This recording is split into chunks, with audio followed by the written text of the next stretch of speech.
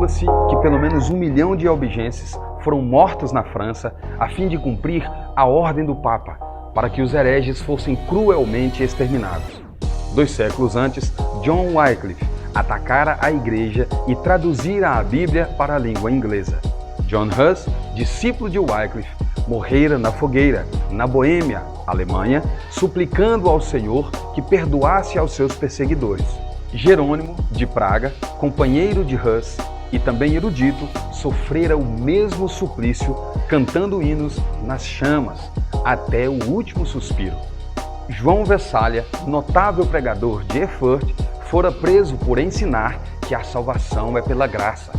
Seu frágil corpo fora metido entre ferros, onde morreu 4 anos antes do nascimento de Lutero. Na Itália, 15 anos depois de Lutero nascer, Savonarola, homem dedicado a Deus e fiel pregador da palavra, foi enforcado e seu corpo reduzido a cinzas, ordem da Igreja Romana. Em tempos assim, nasceu Martinho Lutero.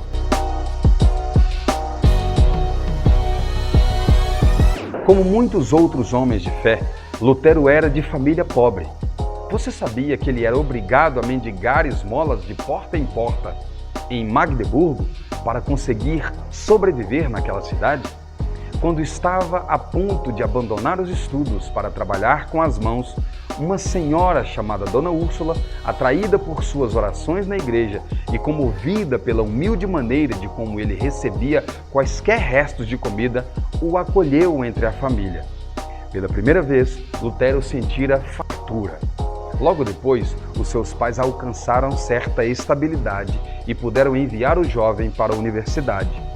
Mesmo com uma grande formação acadêmica, a alma de Lutero suspirava por Deus.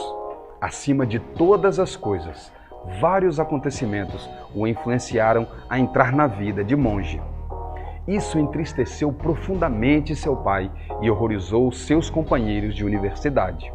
Certo dia, Lutero achou na biblioteca do convento uma velha Bíblia latina presa à mesa por uma cadeira. Um homem que sempre viveu atormentado por não alcançar um meio de chegar até Deus por meio de suas obras, leu nessa Bíblia que o justo viverá da fé. Quando leu, achou grande consolação. Mas a obra em sua vida não aconteceu instantaneamente. Ficou mais determinado a alcançar paz para sua alma na vida como monge, jejuando e passando noites a fio sem dormir.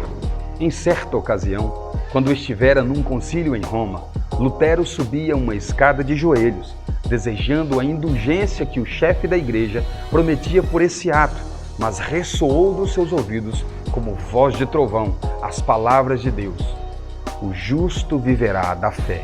Lutero ergueu-se e saiu envergonhado. Foi então, nesse processo de entender que o que torna o homem justo diante de Deus é a fé e não as suas obras, que a alma de Lutero saiu da escravidão. Ele mesmo escreveu assim: então me achei recém-nascido e no paraíso. Toda a Escritura tinha para mim outro aspecto. Eu sempre buscava para ver tudo o que ensinavam sobre a justiça de Deus. Antes, estas palavras eram detestáveis para mim. Agora recebo elas com o mais intenso amor. Lutero levou o povo a considerar a verdadeira religião não como uma mera profissão ou sistema de doutrinas, mas como vida em Deus. A oração não era mais um exercício sem sentido, mas o contato do coração com Deus que cuida de nós com um amor indescritível. Foi então, motivado pelo Espírito Santo, em outubro de 1517, que Lutero afixou à porta da igreja do castelo de Wittenberg as suas conhecidas 95 teses. O tema geral era de que Cristo requer o arrependimento e a tristeza pelo pecado, e não a penitência. Em agosto de 1518, Lutero foi chamado a Roma para responder a uma denúncia de heresia. Eles te queimarão vivo, insistiram seus amigos. Lutero, porém, respondeu resolutamente: se Deus sustenta a causa, ela será sustentada. Ao chegar de novo em Wittenberg, um ano depois de afixar as teses, era o homem mais popular em toda a Alemanha. Quando a carta de excomunhão enviada pelo Papa chegou em Wittenberg, Lutero respondeu com um tratado dirigido ao Papa Leão X, exortando-o, no nome do Senhor, a que se arrependesse. A carta do Papa foi queimada fora do muro da cidade de Wittenberg, perante grande ajuntamento do povo. Na sua viagem para Worms, o povo o acompanhava em massa para ver o grande homem que teve coragem de desafiar a autoridade do Papa. Em Mora, pregou ao ar livre, porque as igrejas não mais comportavam as multidões que queriam ouvir seus sermões. No dia seguinte, foi levado perante o imperador, sabendo que tinha de comparecer perante uma das mais imponentes assembleias de autoridades religiosas e civis de todos os tempos. Lutero passou a noite anterior de vigília, prostrado, com o rosto em terra, implorando a Deus, chorando e suplicando. Quando na Assembleia o Papa exigiu de Lutero que se retratasse, ele respondeu: "Se não me refutardes pelo testemunho das Escrituras, a minha consciência tem de ficar submissa à palavra de Deus. Não posso retratar-me, nem me retratarei de qualquer coisa, pois não é justo nem seguro agir contra a consciência. Deus me ajude. Amém." Mas para Deus é fácil cuidar de seus filhos.